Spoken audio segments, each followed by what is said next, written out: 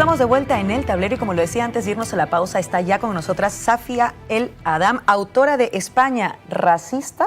Esa pregunta que nos deja en el título, le preguntaré también porque lo ha dejado en pregunta, pero sin duda es un honor poder hablar contigo, sobre todo después de haber leído el libro. Safia, muchísimas gracias por estar con nosotras esta mañana en El Tablero. Un placer. Yo lo primero que te preguntaría es, ¿por qué este libro hoy? ¿Por qué este libro hoy? Pues porque no hay un libro que responda a esa pregunta que se lleva hablando en los medios de comunicación estos últimos meses, ¿no? A raíz del racismo, por ejemplo, en el fútbol, qué paradójico, ¿no? Entonces, creía necesario, después de la novela de Hija de Inmigrantes, publicar este ensayo, sobre todo por la cantidad de testimonios a los que he tenido acceso durante todos estos años con la campaña de Te cedo una cita, por la problemática de citas de extranjería, por votar es un privilegio, votar es un derecho, y cuestiones históricas. Me parece importante en este contexto, porque además es verdad que es un tema sobre el que se habla, curiosamente, cada vez más increchendo, pero no desde una perspectiva antirracista. En los medios solemos ver más bien el otro discurso, ¿no? Más bien deshumanizante. Y ahí te iba a preguntar por la reacción, si has tenido alguna reacción al título. Porque la típica cuando dices, ¿España es o no un país racista? La mayoría dice, no, ¿cómo crees? ¿Cómo han reaccionado al título? ¿Tú sientes que ha habido un rechazo por la pregunta? Bueno, ya de por sí hacerse la pregunta está ese rechazo, ¿no? Si lo confirmas, ¿no? Ya la gente se ofende y no quiere seguir hablando del tema. Entonces, el título, España racista, está en interrogantes precisamente para que las personas que dicen que España no es racista o cómo va a ser racista, les entre esa curiosidad y empiecen a leer y empiecen a encontrarse pues, con la realidad que se ha ido ocultando todo este tiempo. Porque lo que hemos visto en los medios de comunicación, que se preguntan si España es racista últimamente, las respuestas son de encuestas a la sociedad española que te dice que España no es racista, pero que luego te contestan que su primer problema es la inmigración, ¿no? Claro. Entonces, claro... es una contradicción, cuando menos. Exacto, y a mí me parecía bastante interesante tener esta duda, que el lector no le tenga la duda y diga, bueno, es que a lo mejor me va a decir que España no es racista, ¿no? Bueno, con esa esperanza. No voy a hacer spoiler, pero seguramente intuyen por dónde va, pero lo que es verdad es que el libro está cargado de ejemplos muy concretos y muy cotidianos, que yo creo que el valor es, lo comentaba con Safia antes de empezar a hablar, que yo lo he leído en una tarde, o sea, se lee muy rápidamente, me he sentido además muy interpelada por muchas cosas. Yo soy migrante, tú eres hija de migrantes. Y ahí es donde me entra esta pregunta que seguramente mucha gente se hace, y es que tiene que ver con esta especie de, parece, condición que las hijas de migrantes o los migrantes le pasan a sus hijos, los hijos a sus hijos, sus Exacto. hijos a sus hijos, y la eterna pregunta del tú de dónde eres, aunque hayas nacido aquí. ¿Cómo has vivido tú esta condición de ser hija de migrantes? Tú lo reivindicas, pero ¿cómo es vivirlo? Lo reivindico porque no me ha quedado de otra, porque yo nada más nacer en el territorio, a mí me colocan una etiqueta de persona extranjera, o sea, a mí me adjudican un número de identidad extranjero, un NIE, que tengo que tener de manera obligatoria si no estoy en situación irregular, pese a haber nacido en España, ¿no? En este país hay personas que están en situación irregular y que tienen hijos, y esos hijos, si sus padres están en situación irregular, ellos están en situación irregular. O sea, heredamos el estatus irregular. Claro, administrativo de nuestros padres. Y yo heredé, por ejemplo, el NIE, hasta hace unos 3 años. Entonces, la reivindicación empieza cuando yo cumplo 18 años, me entero de que un NIE no es igual a un DNI y yo no puedo votar, lanzo esta denuncia en redes sociales y me encuentro con que hay miles y miles de hijos de inmigrantes nacidos en España que no pueden votar, que no pueden presentarse a oposiciones pese a haber terminado sus estudios aquí o no, y con muchísimos recortes de derechos, ¿no? En España hay más de 5 millones de personas migrantes que no pueden votar, ¿no? Entonces, esa reivindicación de cumplimos con todas las obligaciones, encima nos suman bulos, pero cuando se trata de derechos no no son los mismos, ¿no? Y cómo a los hijos se nos extranjeriza de por vida, ya sea pues, por el estatus administrativo o por el perfil étnico-racial. Me parece esto interesante porque, claro, hay la gente que puede no tener idea de que esto pasa. O sea, de que literalmente tú puedes haber nacido en ese territorio y no ser considerada de este territorio porque tus padres son migrantes. Y si estás en una situación irregular, heredas la irregularidad, que ya es, a mi juicio, un escándalo que debería ser denunciable. Y ahora va la siguiente pregunta. Esto en términos como institucionales, ¿no? De las leyes. Pero luego viene la pregunta más, digamos, personal, de cómo llevar esa vida. Porque si a ti te preguntan de dónde eres, ¿tú dices española? No, yo digo que soy amazigh. También Para la gente que nos está viendo, claro, sí. Amazigh, también reivindicando pues, el pueblo indígena del norte de África que se ha ido silenciando todo este tiempo. Por ejemplo, cuando hablamos que en el libro hay una parte histórica de la época de Al-Ándalus, cómo invisibilizamos a la población amazigh, que fue la que tuvo el primer contacto, cómo los 300 primeros años fue pues completamente presencia amazigh, ¿no? Cómo se invisibiliza a la población indígena. Entonces yo me identifico como mujer amazigh. Evidentemente soy española porque nací aquí, porque tengo ahora mismo un DNI, pero yo he estado 25 años de mi vida siendo extranjera, legalmente, ¿no?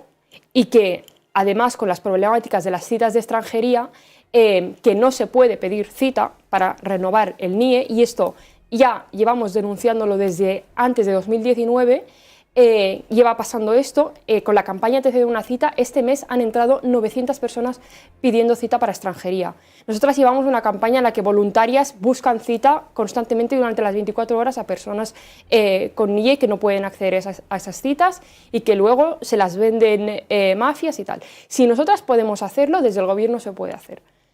Desde las instituciones se puede hacer, ¿no? Entonces, ¿cómo se deja en el limbo a las personas migrantes y cómo eso te condiciona mucho? Porque si tú no puedes renovar tu permiso de residencia, no es como un DNI, ¿no? No es ese privilegio de, bueno, pues yo me voy a cualquier comisaría de cualquier punta de España y me renuevo el DNI y me dan ese plastiquito en ese mismo momento. No, las personas migrantes con NIE tienen que pedir una cita en su provincia. El plastiquito no se lo dan en el mismo día porque lo bañan en oro y tienen que darlo 40 días después, no es el mismo que el DNI, parece ser, y además no hay citas para esto. Y no es que es como, bueno, tengo el DNI caducado, no pasa nada, me lo renuevo porque si no, no puedo viajar. No, es que las personas migrantes con NIE se les bloquea las cuentas bancarias, pierden sus trabajos, quedan, si no cumplen el plazo de renovar el NIE, porque hay un plazo para renovarlo, se quedan en situación administrativa irregular. Y si están en situación administrativa irregular, como en este país, se hacen paradas por perfil étnico-racial, si la policía te para y tú estás en situación administrativa irregular, te puede poner una orden de expulsión y llevar un CIE y poner una orden de expulsión, ¿no? Entonces vemos como personas con NIE, hijas de inmigrantes nacidas aquí también con NIE, pueden acabar siendo expulsadas a un país que nunca han visto en su vida. Y esto ha pasado, ¿no? Entonces, como de esto no se habla, porque no tenemos espacios institucionales para poder hablar de estas cosas, la gente piensa que no pasa. Entonces, te contestan que España no es racista. ¿Por qué? Pues porque es muy diversa, porque siempre han habido muchas culturas, tal. Vale, ¿qué culturas? ¿Qué ha pasado con la mal llamada reconquista? Que no es una reconquista, ¿no? Esa justo era una de mis preguntas, porque en el libro mencionas cómo reconquista sugieres no utilizar ese término. ¿Por qué? Lo sugieren también bastantes historiadores porque no ha habido una reconquista real, no existía una España, ¿no? Entonces es cómo se cuenta la historia de este país, en espacios educativos sobre todo. Se habla de invasión cuando se habla concretamente de la presencia musulmana, norteafricana o árabe en la península. En otras ocasiones no se habla de invasión. Se habla de visitas, se habla de pues, época de prosperidad, cuando en la época, en los 800 años que estuvieron aquí presentes, pues fue una época de prosperidad y fue una época muy buena, ¿no? Pero eso no se dice en historia. Y además, cuando hablamos de la historia de este país, no hay una reparación, no se habla de la persecución a las personas moras, a los moriscos, cómo se ha expulsado a moriscos a otro país y a personas incluso autóctonas conversas al Islam, se les ha expulsado, ¿no? Y se ha quemado a personas vivas, se han quemado bibliotecas con libros de medicina, de poesía, de historia, ¿no? El cardenal Cisneros, que es un referente educativo, ¿no? Vemos aquí en Madrid que hay institutos con su nombre, un referente educativo que ha quemado bibliotecas, o cómo, por ejemplo, se ha aniquilado a la población indígena amazigh de las Islas Canarias, ¿no? Todo esto no se cuenta y además no hay una reparación, porque, por ejemplo, con los sefardíes pueden solicitar la nacionalidad española por ser descendientes de sefardíes, pero no se puede solicitar la nacionalidad española por ser descendientes de moros o moriscos, ¿no? Claro. Eso es que ese doble rasero, cuando menos, te explica cómo opera ese sistema racista. Y aquí viene otra pregunta. Hay un momento en el libro, y me quedé pensando en esto, donde tú dices una frase como esta: un pueblo que no recuerda está condenado a repetir su historia. Sí, pero al mismo tiempo problematizas esto diciendo que esa frase también encierra una suerte de trampa, como la idea de que el racismo es producto de la ignorancia. Así es. Cuéntanos un poco más, porque me parece que esto yo misma no lo había pensado y dije, uy, esto me lo voy a llevar para siempre, porque no es tanto una cuestión de memoria o de saber o no saber lo que te hace racista. Exacto, es que si decimos esa frase es como que quitamos culpa porque la ignorancia, y no es la ignorancia. Muchas veces desde las instituciones se intenta decir que se intenta mirar, para empezar, a otros países cuando se habla de racismo. Se intenta mirar hacia Estados Unidos porque tenemos la idea de que el racismo solo es una situación violenta, que implica violencia, que implica matar o darle una paliza a alguien, cuando el racismo no es eso. El sistema es estructuralmente y sistemáticamente racista, como lo es de machista. Pero del machismo hemos hecho ese ejercicio, del racismo todavía no. No se nos ha permitido hacer ese ejercicio de conciencia en la sociedad, ¿no? Entonces, ¿cómo desde las instituciones se intenta decir, bueno, es que serán 4 ignorantes, es que es racismo social? Y no es racismo social, o sea, es un racismo institucional y estructural que alimenta el racismo social. Si desde los partidos que se dicen progresistas no se está haciendo absolutamente nada y no hay un compromiso y un antirracismo político de verdad, está dando pie a que la extrema derecha utilice los bulos que utilizan, ¿no? Si abandonamos a los menores migrantes en centros que pertenecen a fundaciones privadas y los dejamos abandonados en una situación de extrema vulnerabilidad, la extrema derecha utiliza eso y se los come, y los hemos visto. Los carteles que tiene la extrema derecha, que ponen en los metros, es porque se ha permitido que esta situación pase. Entonces, conocemos la historia. El Estado sionista de Israel conoce su historia y está cometiendo un genocidio. Entonces, aunque conozcamos la historia, la volvemos a repetir porque el racismo existe, claro, y porque lo reproducimos. Da igual que conozcas la historia o no. Hay que conocer la historia y además reparar, ¿no? Reparar y tener conciencia antirracista. Me parece muy clave esto que apuntas de la reparación, porque es verdad que no solamente es una cuestión de saber o no saber cómo opera el racismo, es que en efecto lo veas en la cotidianidad. Por ejemplo, con esto que nos has contado de lo de los NIEs, los que nacen aquí, que aún así tienen NIE, es que estas son las historias que creo que son tan importantes mencionar, pero también cómo el racismo se expresa en otras cosas. Yo una cosa que también veo que entrelaza en el libro mucho es cómo el racismo es una suerte de agravante sobre otra serie de opresiones que puede sentir, ahí sí, digamos, cualquier persona. Pienso, por ejemplo, el drama de la sanidad pública. Pues claro, de hecho hay un momento en el texto en que hablas de racismo y sanidad pública directamente, porque en efecto, pues hay muchas comunidades autónomas donde los recortes suponen que la sanidad pública esté degradada cada vez más y todos y todas viven esa situación porque no pueden acceder. Pero si encima le añades el agravante de racismo, tienes un componente adicional. Lo que decías, por ejemplo, del NIE, no olvidemos que también si no estás en plazo se te vence la tarjeta sanitaria. Claro. Y cuidado, que eso quiere decir que no puedes tampoco ir a la sanidad. Luego pienso en vivienda, por ejemplo. Claro, la vivienda es algo que padecemos todos, todas, pagar un alquiler, lo que tú quieras. Pero si le añades el agravante de racismo, ¿cómo esto golpea especialmente en esos cuerpos? Entonces, te iba a pedir que intentaras hilvanar eso, ¿no? Porque, por ejemplo, de vivienda hablamos muchísimo en las últimas semanas, ¿no? ¿Qué significa para un cuerpo racializado, da igual si ha nacido aquí o no, como bien estás apuntando, que el drama de la vivienda esté como está, por ejemplo? Claro, es que hablando, por ejemplo, de estas cuestiones, ayer en la presentación con compañeros como Moja Gerego y Youssef Moulet, ellos escribieron sobre el tema de la vivienda. Y es como, vale, ahora mismo hay unas manifestaciones masivas reivindicando el derecho a la vivienda, que se bajen los alquileres y tal. Es que llevamos años en los que a las personas migrantes, ¿no?, o racializadas, o aunque tengan DNI, por el nombre que haya en el DNI, no se nos alquila una vivienda, ¿no? Entonces, llevamos años sin poder tener ese derecho a la vivienda, ¿no? Y cómo eso se suma, ¿no?, pues a las problemáticas que hay en este país, por ejemplo, con la sanidad pública o como acabas de mencionar tú con la vivienda. Es un agravante pues muy claro. Y un poco también en clave de representatividad. Yo, de hecho, pensando en Moja Gerego, justamente estuve viendo la otra vez en redes sociales un reel que se hizo muy viral suyo, donde él comentaba cómo imaginemos que en televisión pública aparecieran pues, personas africanas o incluso personas sudamericanas como yo y estuvieran presentando las noticias a lo largo de 24 horas. Sería una alarma social. La gente diría, ¿pero qué está pasando en televisión pública con mis impuestos, ¿no? ¿Cómo puede ser que solo haya racializados en la televisión? Sin embargo, a veces ves que solo hay racializados y racializadas en determinadas profesiones, como por ejemplo las Kelly, las trabajadoras del hogar. Generalmente ahí ves que la mayoría son sudamericanas y no te quejas. O incluso migrantes de África, que por ejemplo son la gran mayoría de las que hacen luego de jornaleras de la fresa en Huelva, ¿no? Por ejemplo, ahí no te quejas de que solo sean cuerpos racializados. Entonces, esta idea de que hay cuerpos a los que les corresponden determinadas labores y determinados lugares, ¿no?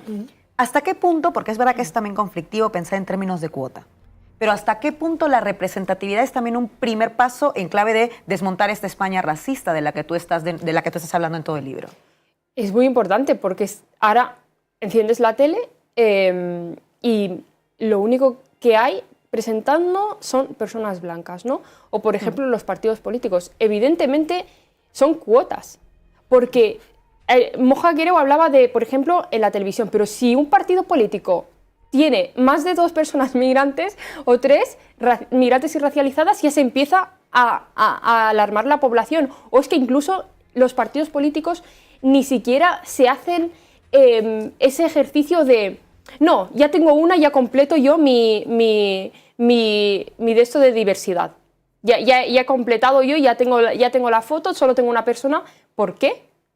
Es que ¿por qué solo puede haber una persona en un espacio, si es que la hay, ¿no? Que además luego hay que mirar si esa persona tiene poder de decisión, puede hacer políticas que impacten realmente, ¿no? Entonces, ¿cómo seguimos funcionando pues en términos de cuotas y cómo desde las instituciones no hay un compromiso real? O sea, solo hay un compromiso de cara a la galería. Y eso es lo que permite que el racismo siga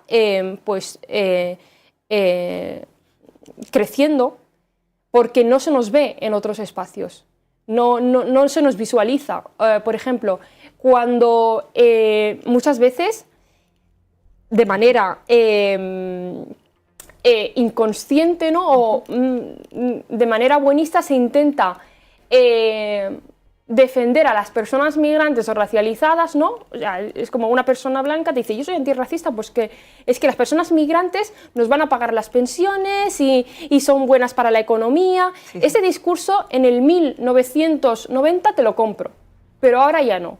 Porque las personas migrantes y racializadas no somos merecedoras de derechos solo porque vamos a beneficiarte a ti, porque te vamos a cambiar los pañales de mayor o porque te vamos a pagar las pensiones.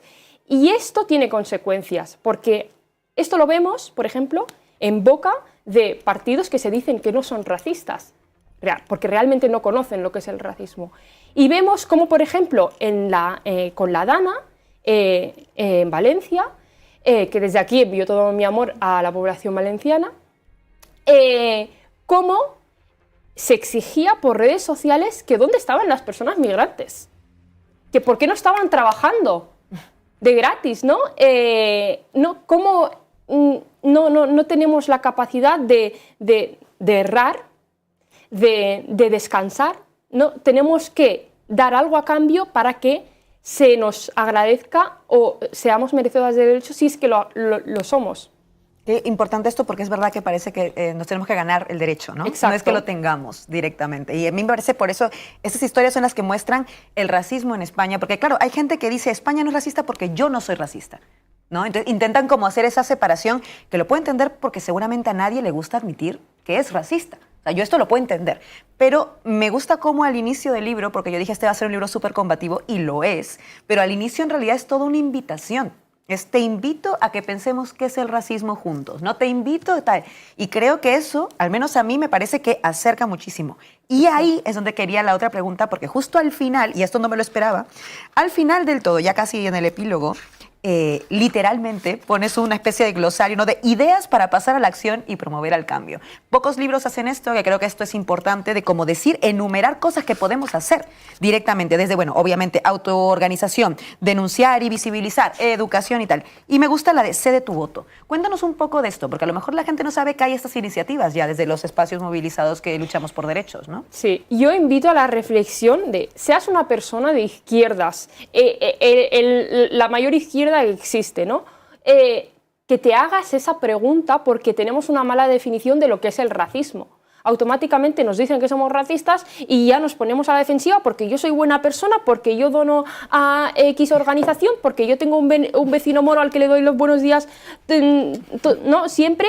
Y cómo desconocemos que actitudes racistas, desconocemos lo que es el racismo, por eso no podemos... no afirmamos que somos racistas, porque claro, yo no le he dado una paliza a nadie, yo no le he gritado a nadie en moro de mierda o negro de mierda, vete a tu país, ¿no? Y es que el racismo no es únicamente eso, es lo que trato de explicar, ¿no? Y por eso ese inicio, ¿no? Y por eso esa portada, porque quiero llegar, ¿no?, a esos espacios y a esas personas que, bueno, creen que no son racistas, pero con sus actos, con su silencio, permiten que el racismo se siga produciendo, ¿no? Entonces, hay muchas veces, ¿qué podemos hacer? Que se piensa que no se puede hacer nada. Y hemos visto que con la movilización masiva se pueden hacer muchísimas cosas. Y con el silencio se pueden permitir muchas cosas. Por ejemplo, el genocidio en Palestina. En el caso de ceder el voto, en las elecciones de 2019, cuando yo no podía votar y lancé la campaña de votar es un derecho, te cedo mi voto, ¿no?, con otros compañeros y organizaciones que ya venían también denunciando esta situación, esa campaña en concreto denunciaba que hijas de inmigrantes que habíamos nacido en España no podíamos votar y que personas migrantes que no son turistas no podían votar, porque muchas veces, ¿no? Claro, como muchas veces te dicen, no, es que las personas migrantes, no estamos hablando de turistas que vienen a Barcelona o a Madrid en las elecciones y te dicen que quieren votar, estamos hablando de personas que han decidido formar su vida aquí y que cumplen con todas las obligaciones y tienen derecho al voto también, ¿no? Entonces, la campaña trataba de que las personas con DNI españolas que no quisieran votar cedieran su voto a una persona migrante o hija de inmigrantes.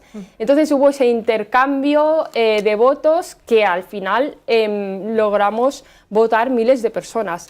Cómo iban en parejas a los colegios electorales, cómo se cedían los votos y ese ejercicio sobre todo de pues, las personas con DNI españolas nunca se habían planteado esa cuestión de hostia, es que votar es un privilegio porque mira, hay 5 millones de personas silenciadas en una supuesta democracia, ¿no? Y que, como bien dices, pueden haber nacido aquí. Y claro, y pueden haber nacido aquí. O llevar décadas aquí, claro, cuando menos. Sí, sí. Y entonces, ellas, con su privilegio de voto, porque si hay 5 millones de personas que no tienen ese derecho, automáticamente se convierte en un privilegio. Lo ceden a las personas migrantes e hijas de inmigrantes, ¿no? Y cómo, pues, esto... Bueno, hubo reacciones.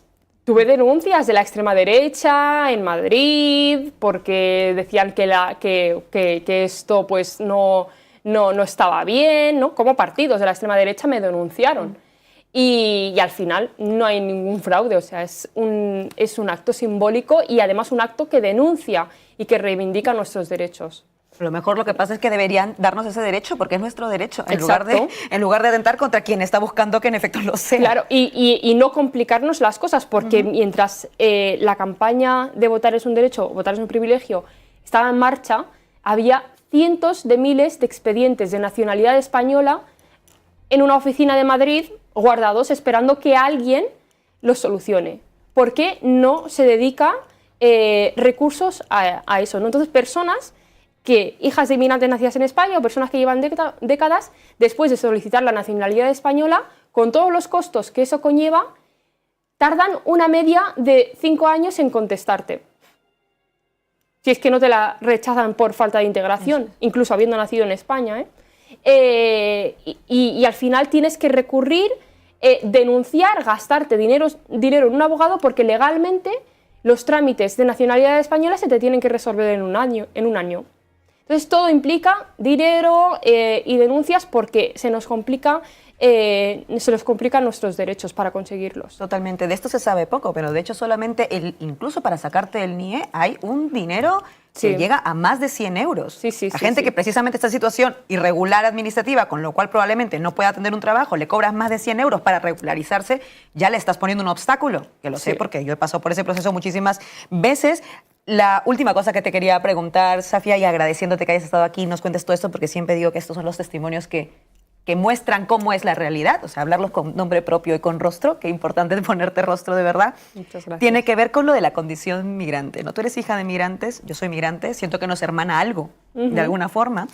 Y sí te voy a preguntar si tú crees, de alguna forma, que ser migrante es algo que no se te va a ir a ti, como en lo personal, nunca. Yo tengo 10 años en España y yo siento que por alguna razón siempre voy a ser migrante, tratada como migrante, pero yo también ya reivindico mi ser migrante, como que algo positivo a la ofensiva, digamos, pero también es verdad que es algo que me adjudican siempre, que voy por la calle o que voy a una institución o cuando estoy en un plato de televisión que no es tan amigable, cálido y antirracista como este. Y creo que eso es algo que me va a quedar para siempre. ¿Tú sientes que el ser hija de migrante también te pone en esa clase migrante para siempre? Sí, sí, totalmente. Se nos extranjeriza de por vida, ¿no? Y al final, ¿no?, tenemos ese conflicto identitario los hijos de inmigrantes, porque pese a haber nacido en España, sentimos que no pertenecemos. Desde siempre, desde pequeños, se nos ha extranjerizado. Y pues en el país de origen de nuestros padres, si es que hemos ido alguna vez, pues es que tampoco somos de ahí. Tampoco somos de ahí, ¿no? Y como, por ejemplo, con estas cuestiones, ¿no?, se reproduce el racismo, y además las personas que hemos nacido en España, esto nos acarrea después problemas de salud mental, que es muy importante. Hablamos mucho de la salud mental, pero ¿y de la salud mental de los hijos de inmigrantes? Que tenemos que ser intérpretes de nuestros padres en la sanidad porque no hay intérpretes oficiales, ¿no? Como ahora mismo en la sanidad pública, con datos, ¿no?, que también hay en el libro, se ha demostrado que se envía menos a las personas migrantes y racializadas a especialistas. Se les deriva menos, ¿no? Como, por ejemplo, profesionales de la sanidad no pueden entender tus síntomas porque no sabes decirlos. Además, si tu cuerpo no es blanco, igual tus síntomas se expresan de otra manera. No entiendes al médico lo que te está diciendo, y cómo ahí se pierde información valiosa. Se podrían haber evitado cosas que no se evitan y se van vidas en ello. Se van vidas. Y cómo al final los hijos de inmigrantes, desde bien temprana edad, sigue pasando, tenemos que faltar a los colegios y cargar con esta mochila de responsabilidad para ir a hacer de traductores con un lenguaje que ni siquiera tampoco conocemos, y cómo después esto nos afecta a nuestra salud mental. Es brutal, o sea, son opresión tras opresión por todos lados. Por eso creo que es tan importante no solamente tenerte aquí, también el libro. Invito en verdad a toda la gente que nos está viendo, compren este libro, léanlo, compártanlo, difúndanlo, porque además que está escrito en un lenguaje, yo Sí. insisto, que se lee súper rápido, o sea, te toma una tarde, Es pero que, ¿cómo te enteras de este país leyendo este libro? El lenguaje clasista no me gusta. Pues se ha Entonces notado, me gusta ¿eh? tener un lenguaje Necesitamos muy otra cercano. academia también. Necesitamos una academia no blanca en España y que hable con lenguaje plebeyo, como hablamos Sí. todas y todos en nuestra cotidianidad. Safia El Adam, autora de España Racista. Ya hemos hecho un poco el spoiler, pero créanme, ese es un libro que merece la pena. Muchas gracias por haber estado con Muchísimas nosotras esta gracias. mañana en El Tablero. Muchas gracias. Nosotros nos vamos a una breve pausa y volvemos con más del Congreso de los Diputados.